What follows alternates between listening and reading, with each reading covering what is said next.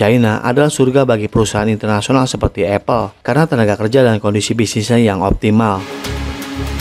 Forbes melaporkan bahwa lebih dari 95% produk Apple seperti iPhone, Mac, AirPods, dan iPad dibuat di China. Namun Apple membuat kesalahan terburuk, yaitu memutuskan untuk mencari alternatif selain China. Sebenarnya Apple sendiri tahu bahwa itu adalah kesalahan yang mematikan, dan sekarang terbukti Apple dan Foxconn tenggelam ke dalam rawa India. Baru-baru ini, Foxconn, produsen elektronik multinasional Taiwan, telah mengumumkan pembatalan rencana pendirian pabrik di India senilai 20 miliar dolar Amerika Serikat.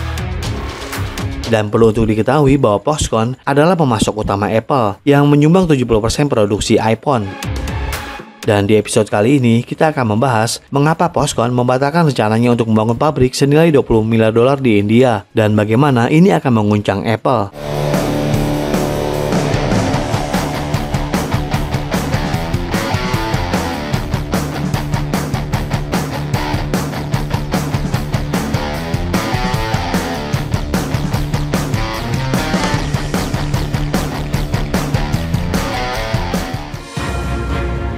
Belum lama ini, Foxconn memutuskan untuk keluar dari China dan mencari alternatif untuk produksinya. Foxconn merupakan penyedia layanan yang memasok Apple dengan teknologinya yang menghasilkan sebagian besar iPhone. Apple tidak memproduksi sendiri, melainkan menggunakan jasa perusahaan manufaktur elektronik yang dapat memproduksinya dengan biaya lebih rendah dan itu dikerjakan oleh Foxconn. Ternyata rencana Apple untuk hengkang dari China sudah mencapai puncaknya ketika Foxconn memutuskan untuk beralih ke India. Tetapi sekarang sepertinya semua perhitungannya terbalik. Foxconn baru-baru ini memutuskan untuk menarik diri dari kesepakatan senilai 19,5 miliar dolar Amerika Serikat dengan Vedanta yang merupakan raksasa pertambangan India. Kesepakatan itu dimaksudkan untuk mendirikan pabrik pembuatan chip di India dan ini telah diumumkan kurang dari setahun yang lalu. Penarikan ini telah memicu kekhawatiran tentang tujuan industri teknologi India sekaligus memukul keras ambisi Perdana Menteri India Narendra Modi. Sebagai raksasa teknologi terkemuka yang berbasis di Taiwan, Foxconn mengklarifikasi bahwa keputusan untuk menarik diri telah disepakati bersama dengan Vedanta. Ini memungkinkan Vedanta untuk mengambil alih kepemilikan penuh atas usaha patungan tersebut. Tetapi hal ini membubarkan seluruh rencana India untuk mendirikan fasilitas pembuatan chip di negara tersebut. Tapi apa yang menjadi alasan kejutan ini?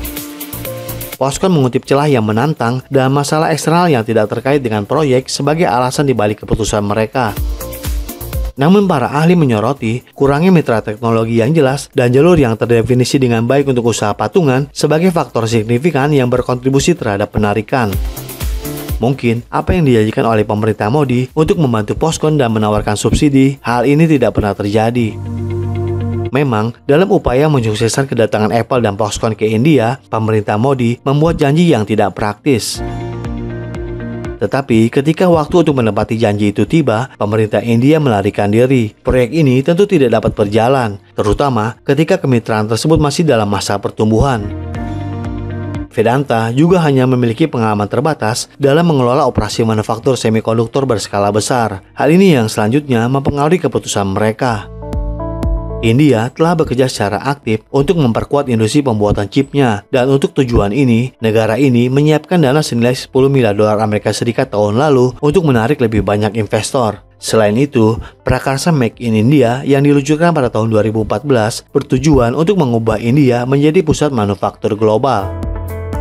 India mencoba bersaing dengan pemain besar seperti China. Namun ini tidak cukup mengingat industri manufaktur China bernilai triliunan dolar Amerika Serikat.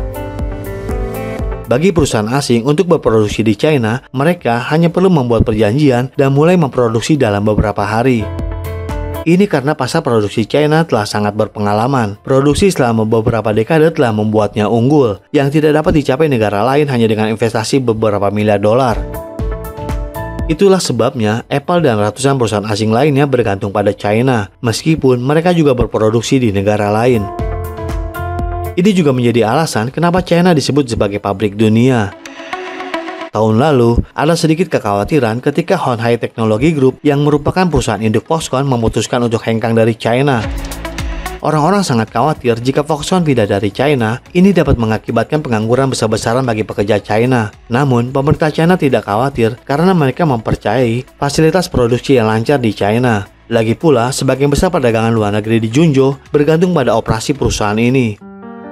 Namun, setelah berjuang dan menderita selama beberapa tahun di negara lain, mereka akhirnya kembali dan menghormati pentingnya fasilitas produksi China.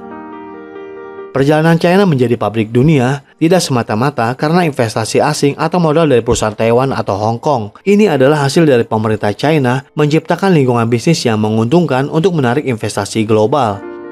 Selama tahap awal pembukaan, China membujuk investasi asing dengan menawarkan insentif pajak yang signifikan. Investasi asing memainkan peran penting dalam mengembangkan rantai industri, menciptakan lapangan kerja, dan mendorong kemajuan industri nasional di Tiongkok. Ternyata, ini menjadi situasi yang saling menguntungkan antara China dan negara-negara asing yang terlibat. Dan India masih jauh dari apa yang dimiliki China. India telah menghadapi banyak kritik karena menarik investasi asing. Beberapa menuduh India terlibat dalam penipuan dan kecurangan.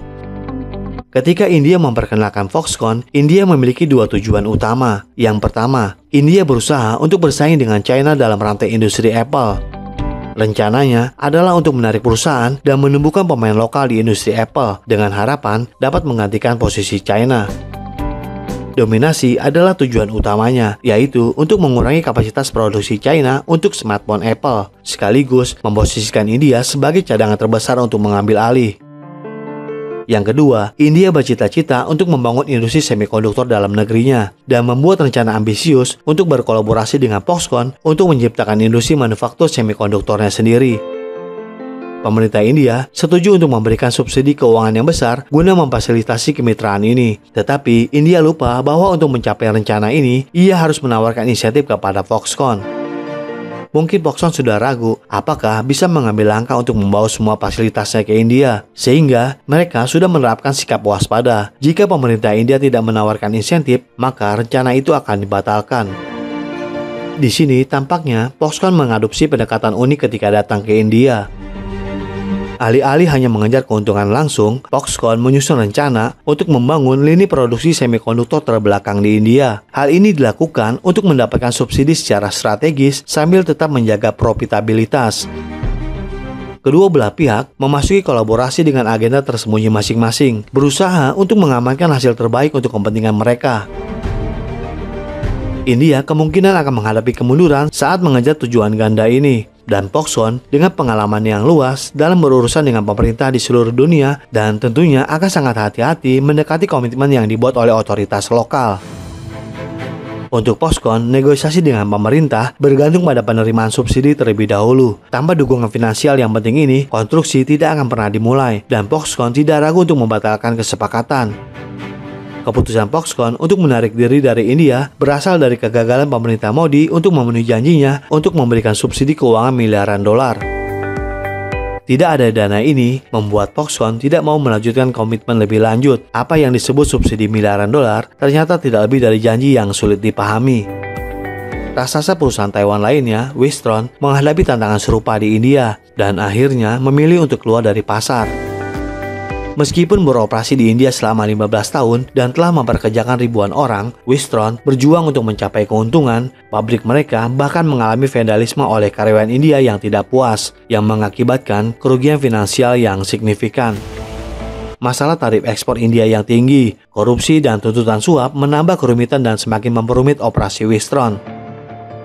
Sekarang menjadi sangat jelas bahwa India tidak akan pernah bisa menjadi alternatif dari kekuatan manufaktur tertinggi yang dimiliki China.